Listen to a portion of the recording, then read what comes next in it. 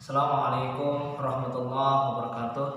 Alhamdulillahirabbil alamin. Wassalatu wassalamu ala asyrofil anbiya'i wal mursalin sayyidina wa maulana Muhammad wa ala alihi wa sahbihi ajma'in. Subhanaka la ilma lana illa ma 'allamtana wa antal alimul hakim wa la haula wa la quwwata illa billahil aliyyil azim al-aliyyil hakim. Alhamdulillah, pada kesempatan kali ini kita berjumpa kembali di pertemuan ketiga, di mana kali ini kakak akan membahas tentang akhlak terpuji. Akhlak terpuji ini akan terbagi menjadi 5. Yang pertama tawakal, kedua ikhtiar, yang ketiga sabar, keempat syukur, dan kelima yang terakhir qanaah. Nah, kali ini kakak akan membahas 2 saja, yaitu tawakal dan ikhtiar. Pengertian tawakal, berdasarkan tinjauan bahasa, tawakal yaitu bersandar atau berserah diri. Nah, dalam istilahnya adalah menyandarkan diri kepada Allah. Nah, yaitu dalam menghadapi setiap kepentingan, yaitu bersandar kepada Allah. Ketika mendapatkan kesukaran, maka disitulah keteguhan hati kita dalam ketika tertimpa bencana dan musibah lainnya. Dengan jiwa yang tenang dan hati yang tentram. Nah, kemudian tawakal ini bukan berarti menyerahkan diri secara total kepada Allah, melainkan kita sebagai manusia menyerahkan diri setelah melakukan usaha dan bekerja secara maksimal. Nah, istilah tawakal terdapat dalam Al-Quran surah Ibrahim ayat 11, yaitu A'udzubillahi minasyaitonir rajim wa 'alallahi falyatawakkalul mu'minun. Artinya, dan hanya kepada Allah lah hendaknya orang-orang mukmin bertawakal. Quran surah Ibrahim ayat 11. Nah, pada ayat ini di mana kita ketika menerima kenikmatan, kebanyakan manusia itu senantiasa taat dan tenang. Tetapi ketika mendapatkan cobaan berupa musibah, berupa bencana, keadaan mereka berubah. Nah, musibah bisa membuat mereka menjadikan lupa kepada Allah, atau bisa juga disebut suudzon kepada Allah. Nah, itu yang tidak boleh bagi kita sebagai manusia kepada Allah. Karena kita sebagai manusia harus husnuzon kepada Allah. Apapun yang Allah berikan kepada kita, yaitu nikmat, bencana, atau yang lainnya, itulah yang Allah berikan, menjadikan sebuah nikmat di dalam diri kita. Semestinya ketika kita mendapatkan musibah atau cobaan yang diberikan oleh Allah, maka kita harus tabah dan percaya bahwa Allah itu memberikan kita nikmat, dan percaya bahwa apabila kita berusaha keras untuk mengatasi segala kesulitan, Allah akan memberikan sebuah petunjuk dan jalan yang terang. Nah, maka penting sekali bagi kita menanamkan di dalam hati bahwasanya perlu tawakal atau berserah diri kepada Allah agar mendapatkan keridhaan dan tawakal dari Allah Subhanahu wa taala. Berikut ini ada contoh-contoh tentang tawakal.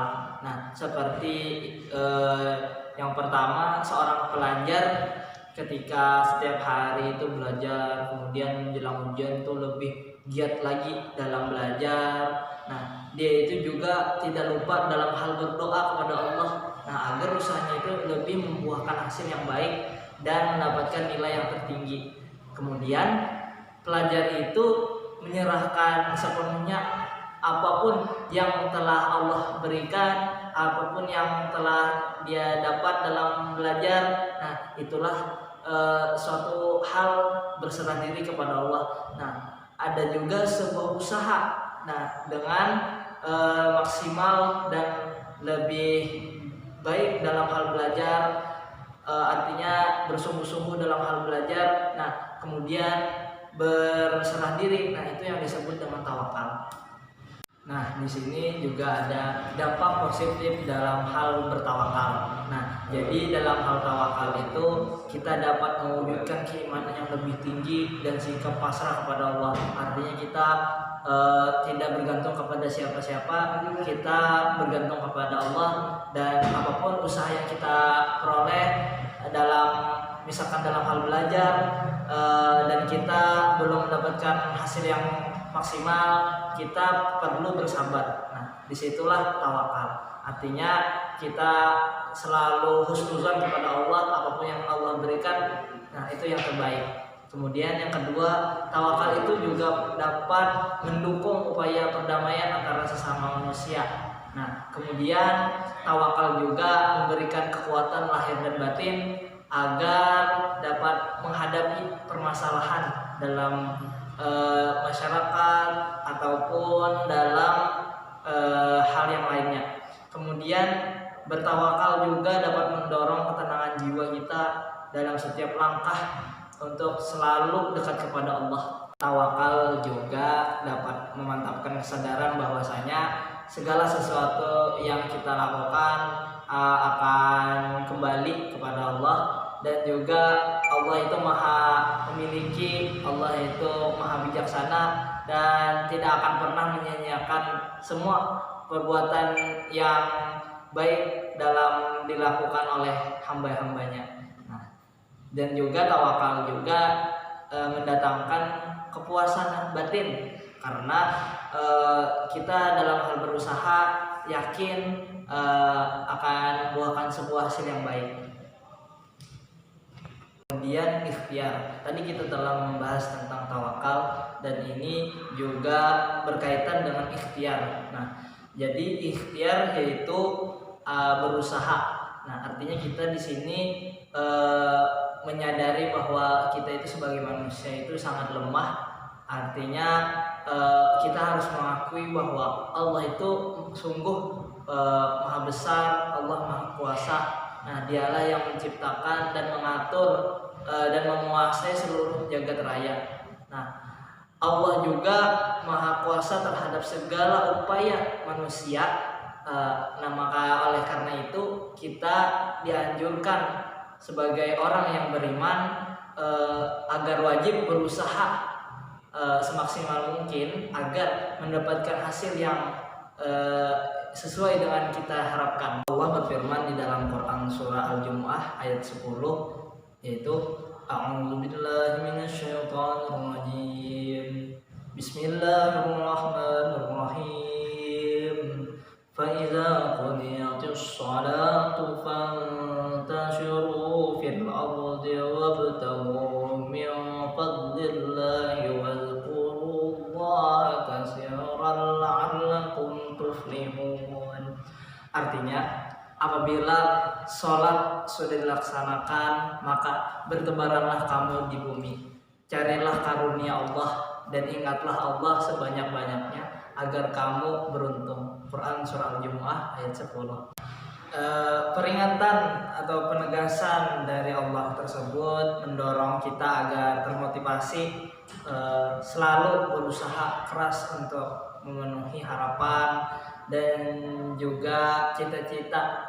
Nah, agar kita jangan menunda untuk segera berusaha semaksimal mungkin sehingga dapat memenuhi cita-cita yang kita inginkan, dan juga tidak lupa dalam hal beribadah.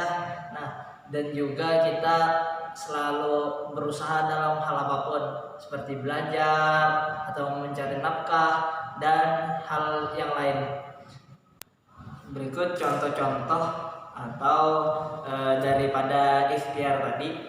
Nah, jadi di sini ketika seorang siswa di sanawiyah itu kan belum bisa membaca dalam mengaji. Nah, kemudian ketika sang guru meminta dia membaca, dia tidak mampu.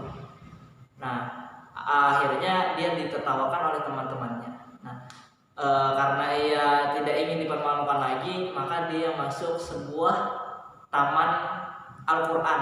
Nah, disitulah ia berusaha dan belajar agar dia mampu dan berusaha dalam membaca Al-Quran dengan baik dan benar. Nah, disitulah artinya